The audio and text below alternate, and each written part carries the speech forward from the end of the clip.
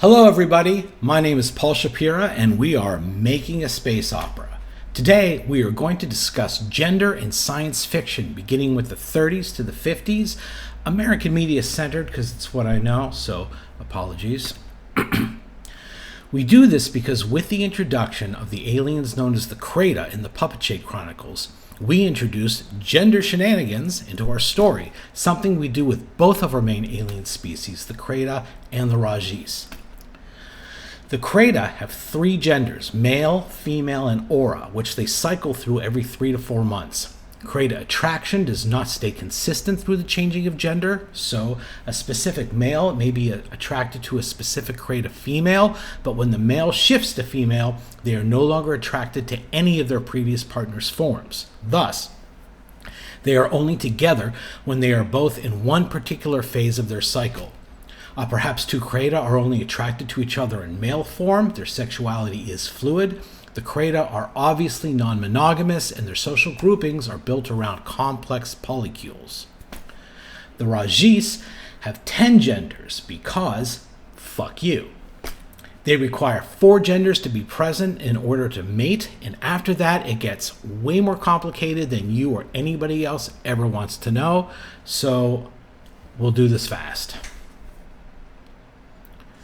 4 of those genders are capable of giving birth. Gender number 7 are the only ones allowed to be high priests, who are the ruling class. Genders 2 and 9 are the only ones allowed to be lieutenants to those high priests. 3 of the genders give birth multiple times, but gender number 5 only gives birth a single time and dies in childbirth, and unlike the other birthing genders, they only birth gender 7. So, they will give birth once to a high priest and die doing it, which is seen as holy. Gender 5s are thus treated like royalty, but are doomed birds in gilded cages. If not actually copulating, the Rajis could only detect each other's gender through scent, with 8s being exceptionally good at it, and there's an illegal underground network of perfumers, mostly 8s and a few wayward ones, who can concoct illicit perfumes to allow your scent to appear different than it actually is. No, this is not the freaking bloody Omegaverse, and I hate that alpha beta bullshit.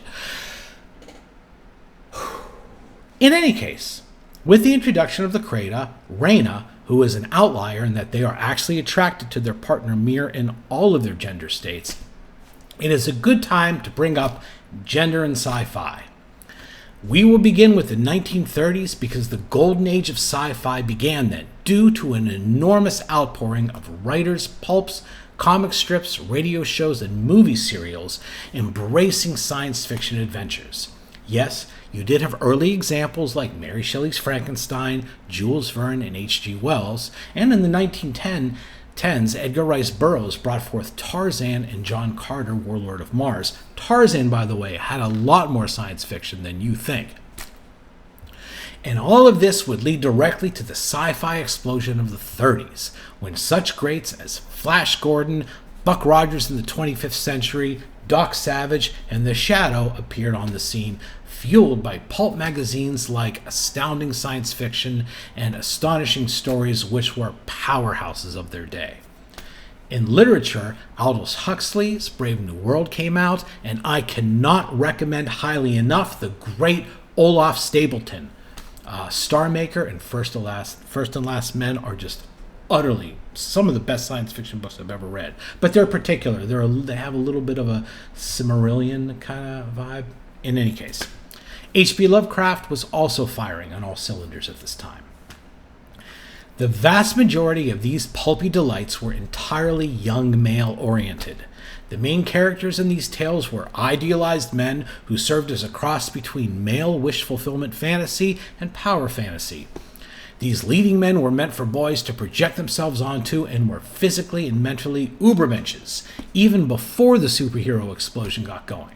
They always had a female love interest who was often meant to be portrayed as savvy and capable, but who always eventually reverted to doting damsel in distress. I personally have a particular soft spot for Flash Gordon. The art by Alex Raymond was incredible, and the adventures wonderfully imaginative for the time. Dale Arden, the damsel, did have some small degree of ingenuity and agency, but mostly she was either perpetually jealous over the multitude of female aliens who threw themselves at Flash, or perpetually abducted by Ming the Merciless, the Yellow Scare Asian-coded villain, although coded implies that there was Any subtlety whatsoever? There was not. Who wanted Dale for his bride? What is further notable is that alien species always had the exact same genders and gender roles as humans, Olaf Stapleton notwithstanding. Aliens were probably a little more likely to have ruling queens, although those queens were either lesbian coded and therefore evil and needing to be overthrown, or, if good, had a more clever male vizier who plotted and took power from them until the hero, such as Flash Gordon, swept in to defeat them and restore order. And every time the queen would beg Flash to marry them and rule by their side, but Flash had other adventures to run off to, much to Dale's relief. This trope stays with us for decades, and while incels may miss it, it really does grow old, overused, and tired. In the 1950s, sci-fi exploded once again, a new generation sweeping in, and it upped its game considerably.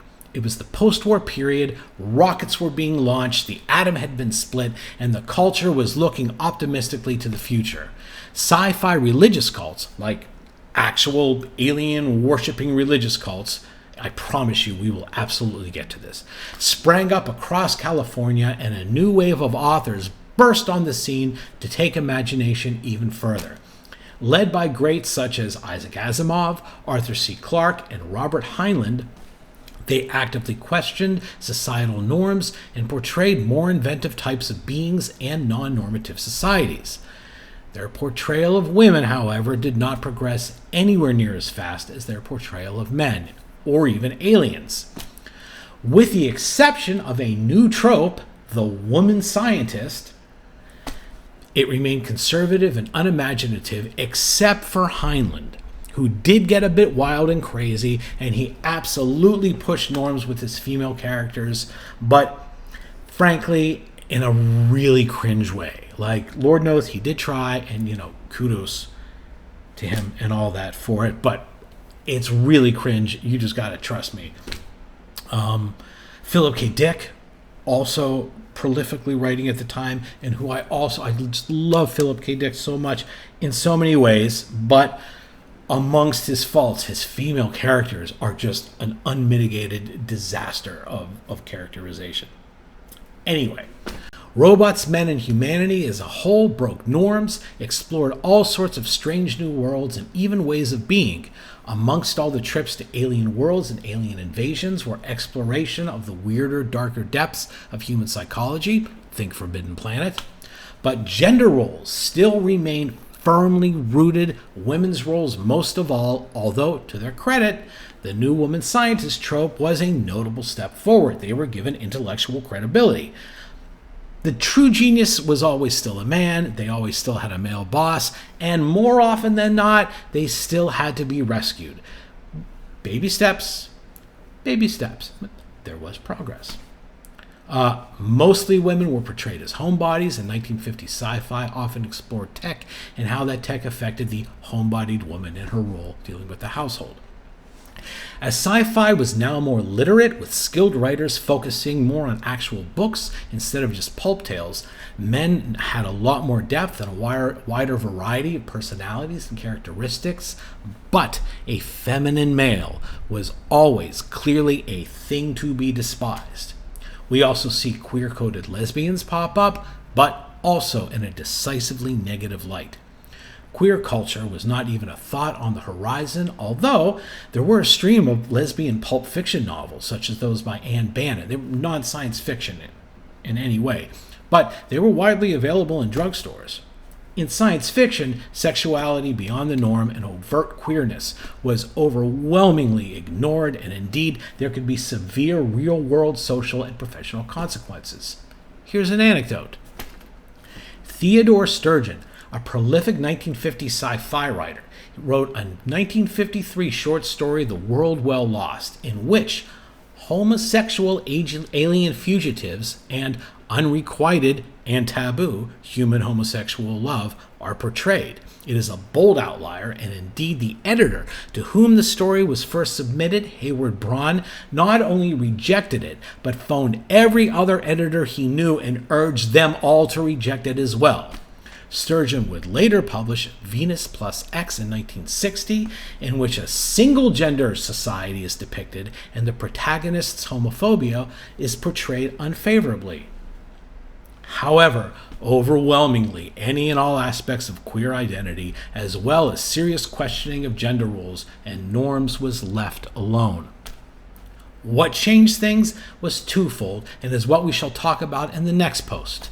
1, the social upheaval of the 60s and 70s, and 2, the arrival in the late 60s and 70s of a fresh young generation of talented and highly imaginative female writers who didn't hesitate to sweep gender norms and notions aside, leading the way for truly innovative explorations of gender, sexuality, and non-conventional states of being itself.